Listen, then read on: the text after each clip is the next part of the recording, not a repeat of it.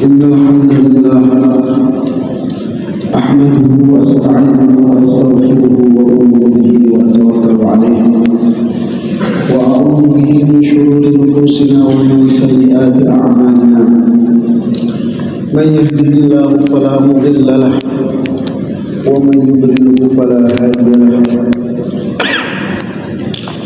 أشهد أن لا إله إلا الله وحده لا شريك له وأشهد أن سيدنا محمدا عبده ورسوله صلى الله عليه وعلى آله وصحبه وبارك وسلم تسليما كثيرا كثيرا.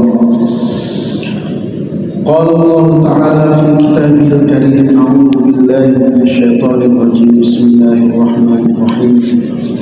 والعصر إن الإنسان لفي خسر إلا الذين آمنوا وعملوا الصالحات وتواصوا بالحق وتواصوا بالصبر.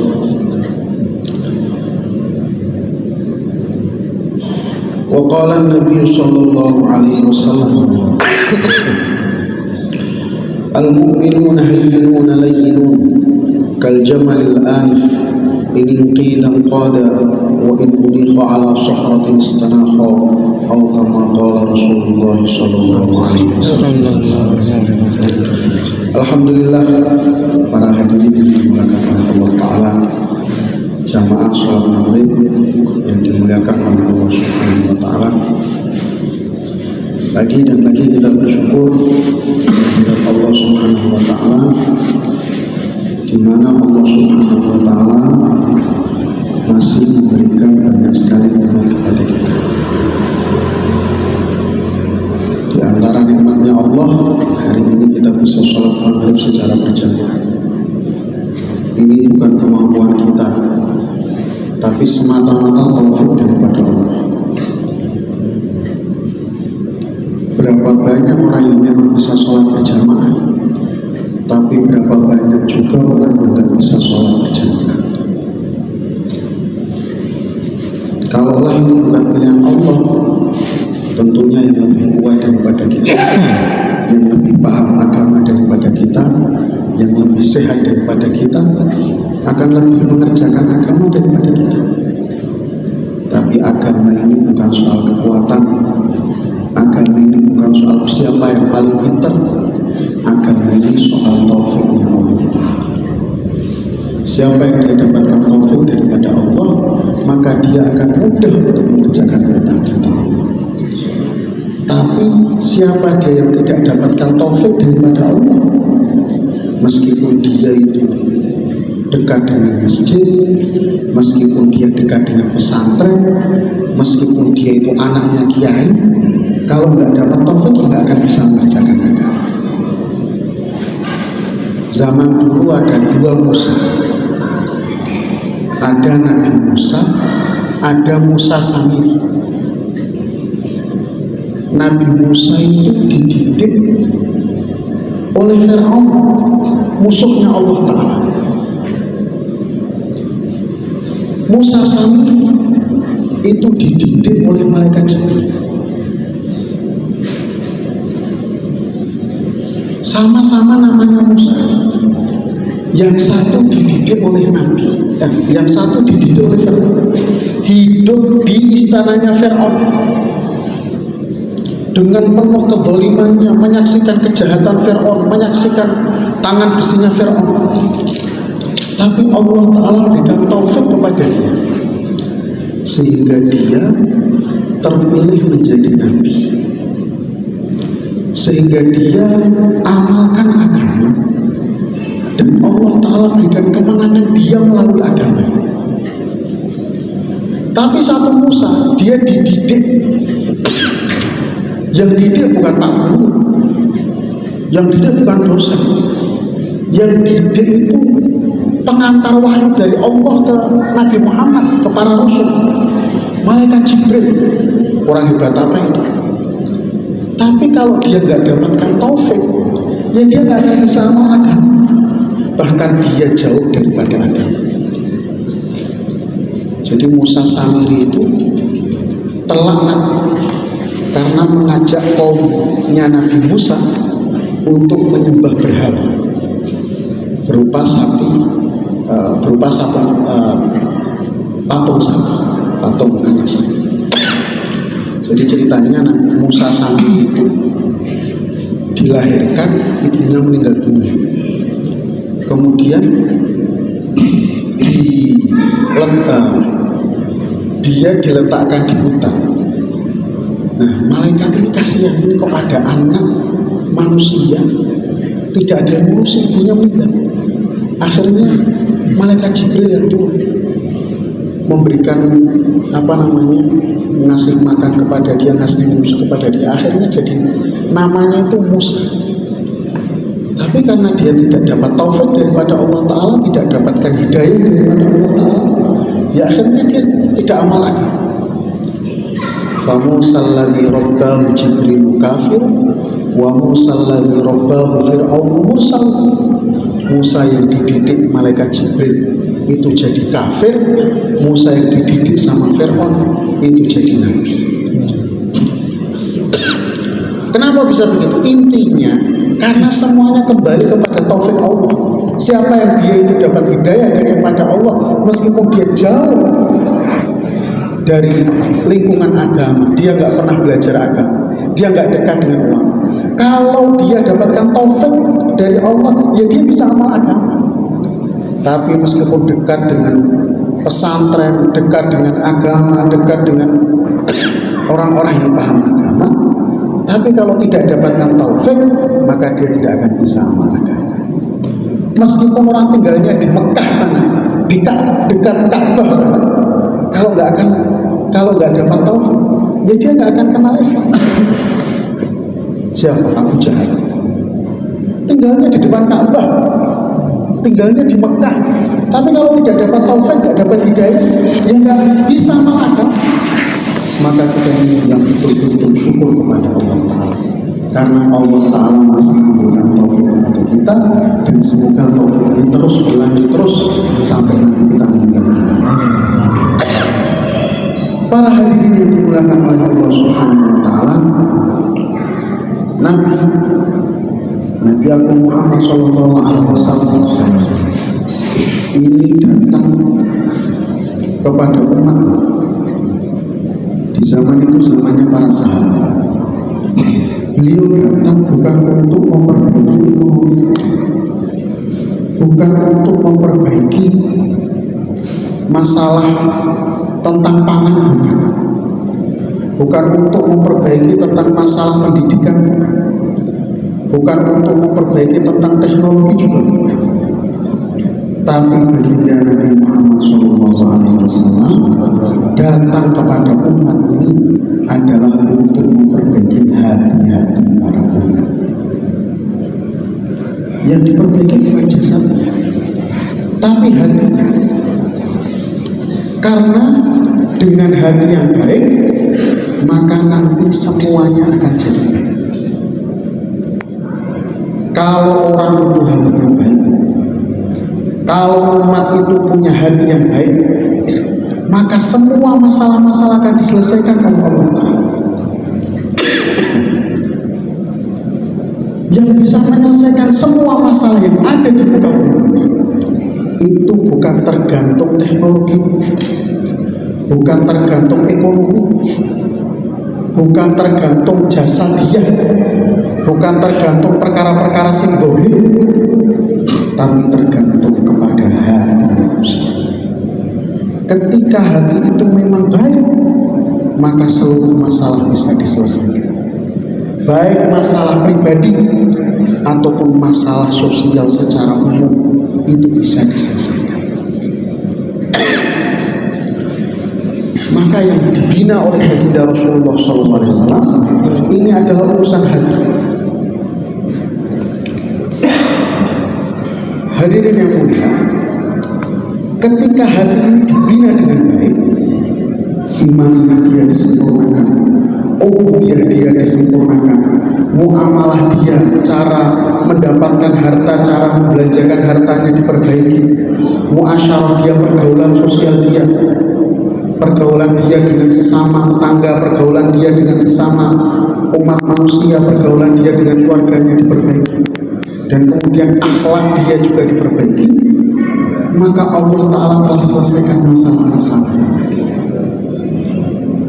Dahulu ada seorang sahabat namanya Tamim Ad-Dari. Tamim Ad-Dari ini sahabatnya baginda Rasulullah SAW. Di saat itu Madinah dapat musibah, gunungnya meletus, mengeluarkan lahar api yang Madinah. Maka Sayyidina Umar bin Khattab yang waktu itu jadi khalifah telah memerintahkan Tamim Ad-Dari, wahai Tamim, kamu datang ke gunung itu, kamu selesaikan masalah. Kata Tamim, karena dia ini orangnya tawadhu, ya Amirul Mukminin, siapa saya? Masa saya suruh menyelesaikan masalah di gunung? Kata Umar, kamu berangkat saja. Maka betul, gunung yang laharnya meletus itu sama Sayyidina Tamim Ad-Dari. Bukan dicarikan helikopter, bukan dicarikan apa supaya gunungnya nggak meletus. Tamim Ad-Dari ini dia cuma ambil serbannya saja.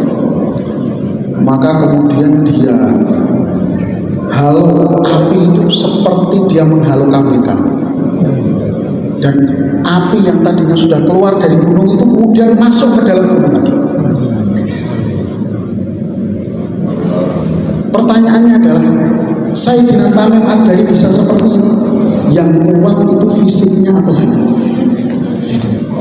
Kalau fisiknya sahabat sama seperti kita, bahkan mungkin fisik kita lebih bagus. Sahabat itu banyak yang nggak makan, banyak yang kurang tidur, banyak yang pakaiannya compang-camping, bahkan tidak sempurna menutup aurat. Seorang sahabat meninggal dunia, dia dikafani, ketika jenazahnya dikafani dengan kain yang dia miliki. Itu kainnya kalau digunakan untuk menutup mukanya, kakinya kelihatan. Kalau digunakan untuk menutup kakinya, mukanya kelihatan. Keadaan mereka sangat sederhana sekali, tapi kuatnya hati mereka. Rasulullah telah membina hati mereka dengan pembinaan yang betul, sehingga kekuatan hati ini mampu untuk memasukkan api yang keluar dari gunung ke dalam gunung. Allah Akbar. Ini kekuatan apa ini? Bukan kekuatan jasad, bukan kekuatan zahir, tapi kekuatan hati. Sayyidina Ibnu Umar Ibnu Khattab radhiyallahu anhu, seorang sahabat yang masyhur. Beliau satu ketika melihat di jalan rame-rame, orang lari-lari di jalan. Maka beliau tanya, Pak, ada apa ini lari-lari? Ada apa ini lari-lari? Kata bapak-bapak yang lagi lari-lari itu, dia ketakutan. Itu di tengah jalan ada singa nongkrong di tengah jalan.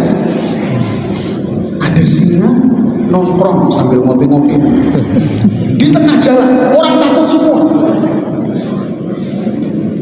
Maka Ibnu Umar ini dia tidak takut, dia tidak ambil senjata, dia tidak ambil pedang, dia tidak ambil pelindung apa-apa, dia datang kepada singa.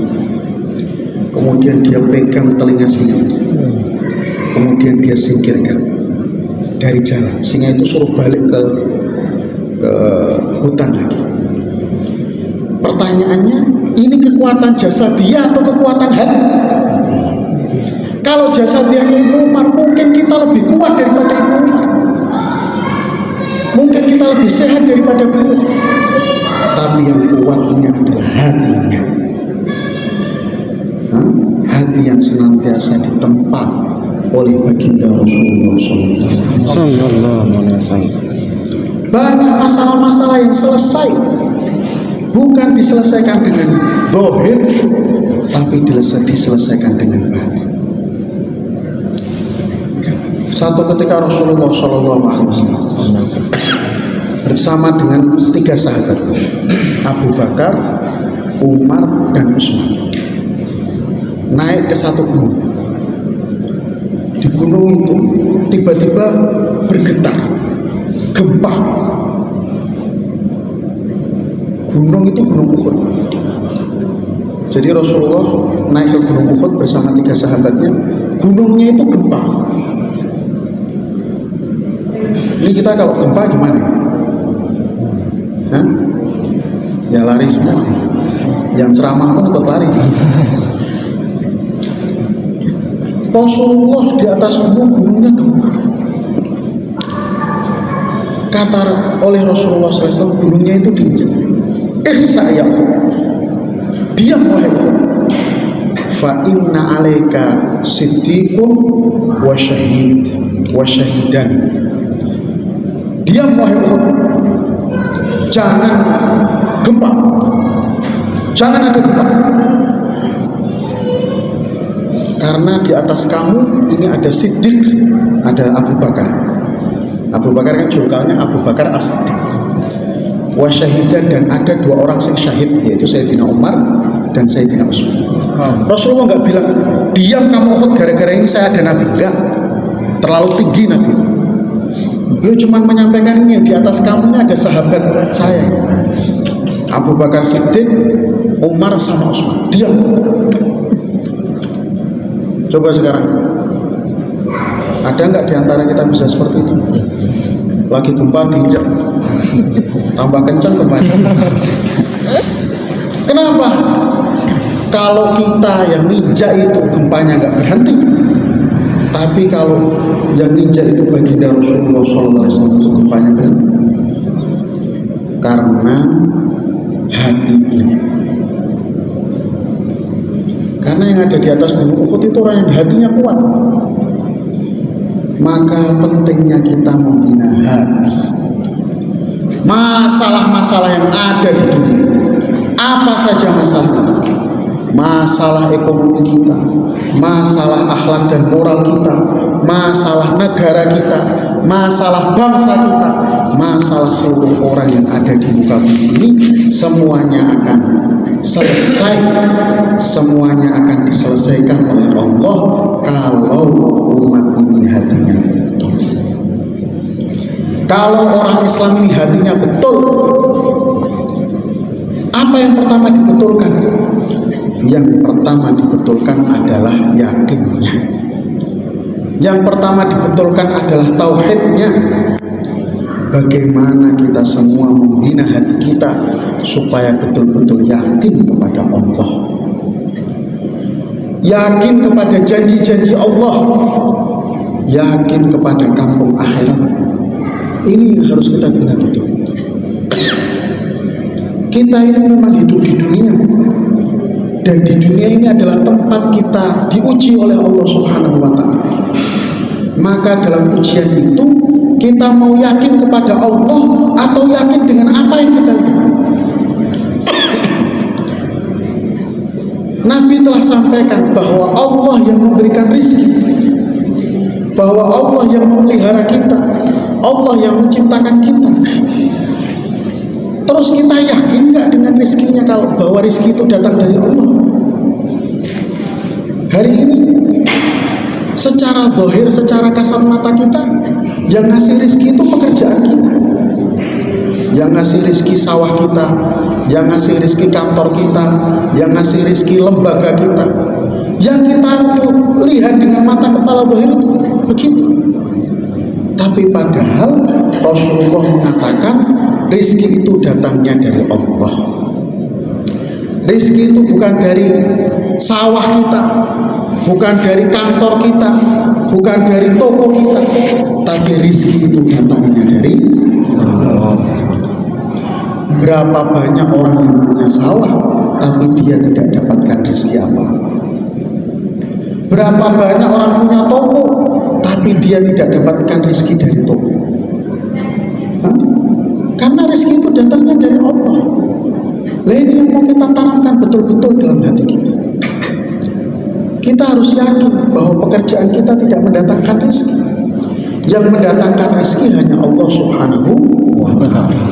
Adapun sawah kita, adapun toko kita, adapun lembaga kita, itu hanya jadi perantara jalannya saja. Tapi hakikatnya rezeki itu datang dari Allah. Loh, berarti kalau begitu saya nggak usah ke sawah. Salah. Kata siapa? Berarti saya nggak usah ke kantor. Salah.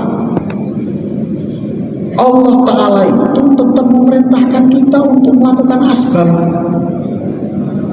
tetap memerintahkan kita untuk pergi ke sawah, merawat sawah kita, untuk datang ke kantor, untuk datang ke toko. Cuman kita itu disuruh jangan yakin kepada toko kita.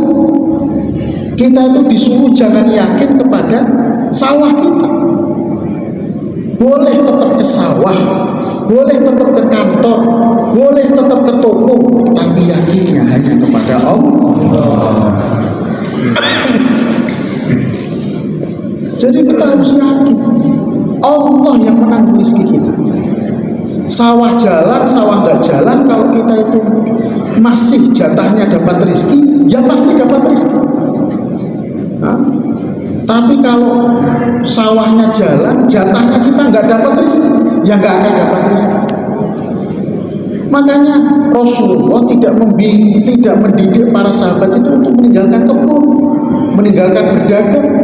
Sahabat tetap disuruh ke kebun, tetap disuruh berdagang, tetapi yakin hanya kepada Allah Subhanahu wa Ta'ala. Maka kalau orang itu yakinnya kuat, mantap, rezeki itu datang dari Allah, dia akan mudah untuk melaksanakan perintah-perintah. Ketika dia di toko, kemudian ada panggilan azan di masjid untuk sholat berjamaah, maka dia akan kerjakan sholat berjamaah. Kenapa? Karena dia yakin bukan tokonya yang memberikan rezeki, tapi Allah yang memberikan rezeki. Ketika dia di sawah, ketika capek-capeknya, ketika kakinya sudah berlumuran dengan lumpur, badannya capek dengan istirahat, ada azan zuhur, maka orang ini akan mudah untuk mengerjakan sholat berjamaah di masjid. Dia akan cuci kakinya, bersihkan badannya untuk pergi ke masjid. Mudah dia mengerjakan itu. Kenapa? Karena dia kenal siapa yang ngasih rezeki dia. Bukan sawahnya, tapi Allah Subhanahu wa Ta'ala. Maka inilah yang perlu kita tanamkan betul-betul, bahwa rezeki itu datang daripada Allah Subhanahu wa Ta'ala. Masalah asbab kita kerjakan sesuai dengan semestinya, nggak usah dipikir, nggak usah dirisaukan. Asbab itu dijalankan saja. Yang perlu kita risaukan, bagaimana kita senantiasa taat kepada Allah Subhanahu wa Ta'ala. Makanya orang itu, sahabat-sahabat itu mudah jadi orang taat, karena mereka kenal siapa yang memelihara mereka, siapa yang bisa memberi rezeki mereka. Mereka itu hidupnya tetap asbab-asbab mereka kerjakan, tetapi hati mereka tidak sibuk dengan asbab-asbab. Kemudian para sahabat dibina oleh baginda Rasulullah SAW untuk betul-betul menghidupkan sunnah baginda Rasulullah SAW, untuk betul-betul cinta kepada baginda Rasulullah SAW, untuk betul-betul sambung dengan baginda Rasulullah SAW. Sahabat ini tidak ada yang mereka cintai melebihi baginda Rasulullah SAW. Maka mereka mencintai Rasulullah, juga mencintai segala hal yang berhubungan dengan baginda Rasulullah SAW. Apapun yang diperintahkan oleh baginda Rasulullah SAW, mereka akan kerjakan. Mereka tidak peduli perintah itu berat ataupun ringan, perintah itu masuk akal ataupun tidak masuk akal. Kalau itu perintahnya Rasulullah, mereka akan kerjakan. Makanya sahabat itu orang yang paling taat kepada Rasulullah. Tidak ada orang yang ketaatannya melebihi ketaatan kepada baginda Rasulullah SAW.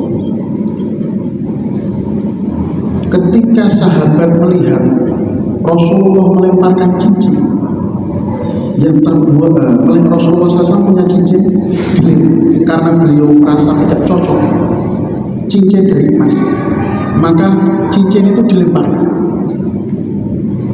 Nah, Rasulullah itu sudah nggak seperti kita. Kalau kita kan melempar cincin mikir-mikir, ya jangan dibuang lah, dijual. Kalau Rasulullah enggak. Sahabat yang juga punya cincin emas itu ketika melihat Rasulullah SAW melemparkan cincin, maka sahabat juga melemparkan cincin. Gak mikir-mikir lagi apa yang dikerjakan oleh baginda Rasulullah SAW, yaitu yang dikerjakan oleh sahabat. Taatnya luar biasa. Rasulullah SAW suatu ketika pernah menyuruh sahabat untuk duduk. Ketika Rasulullah SAW bikin majelis di masjid, kata Rasulullah SAW, ijlisu, wahai sahabat, duduk semua. Yang disuruh duduk itu yang di masjid sebenarnya. Tapi ada sahabat yang dia sedang di kandang ontanya. Dia dengar suara Rasulullah SAW di kandang onta, bukan di masjid. Dia sedang ada di kandang onta. Mendengar kata-kata ijlisu, dia pun langsung duduk di kandang onta itu. Saking taatnya sahabat kepada baginda Rasulullah, saking cintanya sahabat kepada Rasulullah, yang laki-laki, yang perempuan, yang anak-anak, semuanya taat kepada baginda Rasulullah. Ada seorang dia menghadang di jalan karena para sahabat-sahabat yang pulang dari perang Uhud, mereka sedang menuju ke Madinah untuk kita tahu sama-sama bahwa perang Uhud itu sahabat kalah melawan orang kafir. Maka ketika perempuan yang menghadang tadi dijumpai oleh para sahabat, misalnya jam 7.30, 7.35, 7.35. Ketika perempuan ini dilewati oleh seorang sahabat, maka sahabat ini yang pulang dari Uhud, sahabat ini, wahai fulana, bersabarlah kamu, karena suami kamu telah meninggal. Nangis dia. Kemudian datang lagi sahabat melewati perempuan tadi, wahai fulana, kamu yang sabar, ayah kamu juga telah syahid. Lantas datang lagi sahabat yang ketiga, wahai fulana, yang sabar, anak kamu juga telah syahid. Maka perempuan ini kemudian dia bertanya, aina Rasulullah? Oke, ayah saya meninggal dunia. Oke, suami saya meninggal dunia. Oke, anak laki-laki saya meninggal dunia. Tapi Rasulullah mana? Maka kata sahabat, alhamdulillah, Rasulullah dalam keadaan sehat. Maka perempuan mengatakan, kullu musibatin ba'daka julan. Oh, bukan. Perempuan ini bilang, saya ingin lihat Rasulullah. Mana katanya Rasulullah sehat? Akhirnya ketika dia melihat Rasulullah, perempuan ini mengatakan, kullu musibatin ba'daka julan.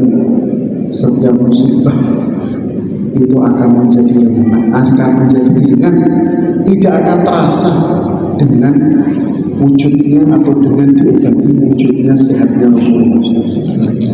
Jadi musibah seperti apapun itu menjadi ringan kalau diobati dengan baginda Rasulullah, karena saking cintanya sahabat kepada baginda Rasulullah. Maka sahabat ini orang paling taat. Lah itu dalam perang Uhud sahabat katanya nggak taat. Itu bukan nggak taat, itu salah paham. Jadi ketika perang Uhud ini, perang yang Rasulullah SAW dan sahabat itu kalah, Rasulullah itu sebenarnya memerintahkan sebagian sahabat naik ke bukit Uhud. Sahabat ini ahli manah yang disuruh naik ke bukit Uhud. Kata Rasulullah, dalam keadaan apapun jangan turun, jangan turun, kata Rasulullah. Yang di atas bukit jangan turun. Yang di atas bukit beberapa orang tukang manah, sekitar 40 orang. Terus perang terjadi. Awal peperangan itu orang Islam menang. Orang Islam menang.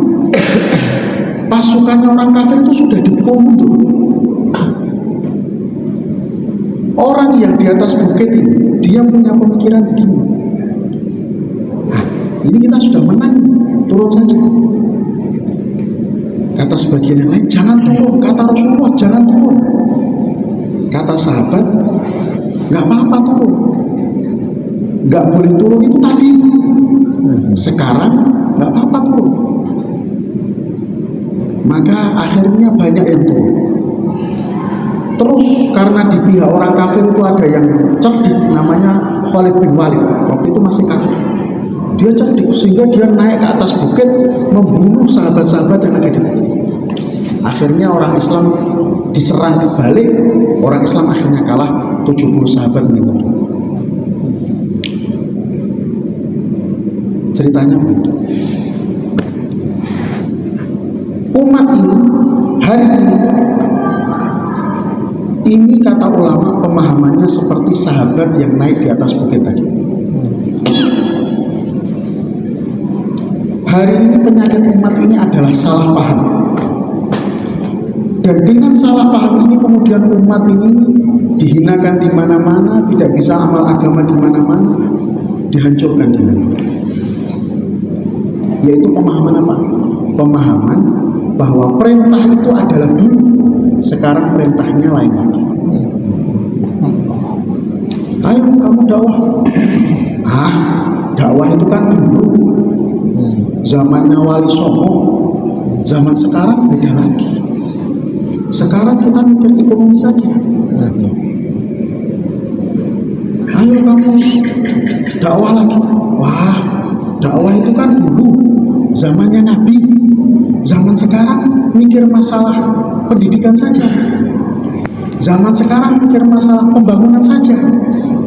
Islam itu akan maju dengan ekonomi. Islam itu akan maju dengan pendidikan, dengan macam-macam.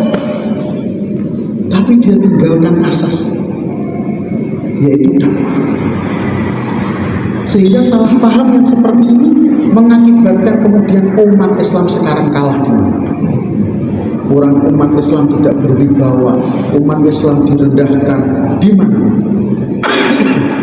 Kalau mau umat Islam ini wibawa, bukan dengan kok kemudian pakai senjata, bukan, atau malah berbuat jahat kepada orang lain, kepada non muslim, bukan. Itu nggak akan mendatangkan kewibawaan bagi orang Islam. Orang Islam itu akan berwibawa kalau orang Islam tahu senjatanya. Senjatanya orang Islam itu ya hatinya. Dan hatinya orang Islam itu akan senantiasa terbina kalau orang Islam itu mau kembali lagi dakwah lagi.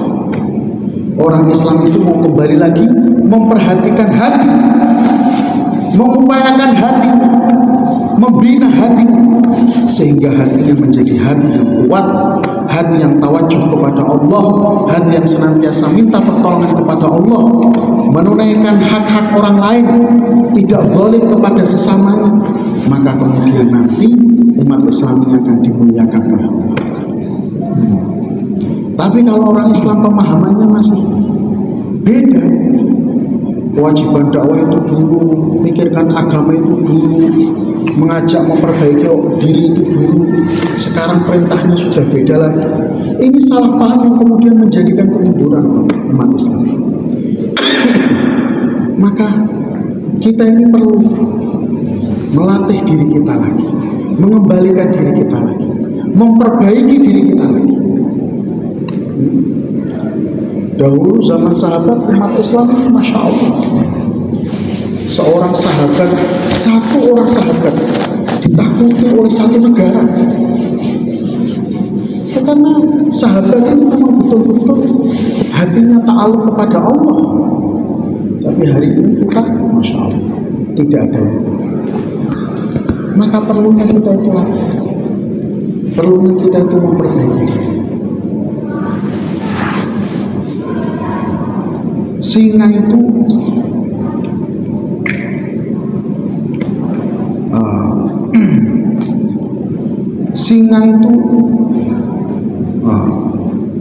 zaman dulu ada seekor singa yang singa itu dipelihara oleh kambing. Jadi bayi singa dipelihara oleh kambing. Maka dia berpikir bahwa dia itu kambing.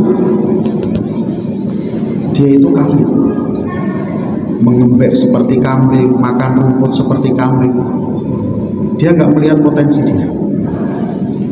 Maka suatu ketika ada singa dewasa. Ketika singa dewasa itu datang, maka kambing ini lari semua. Lah singa yang dari kecil itu dipelihara di lingkungan kambing, itu pun dia ikut lari.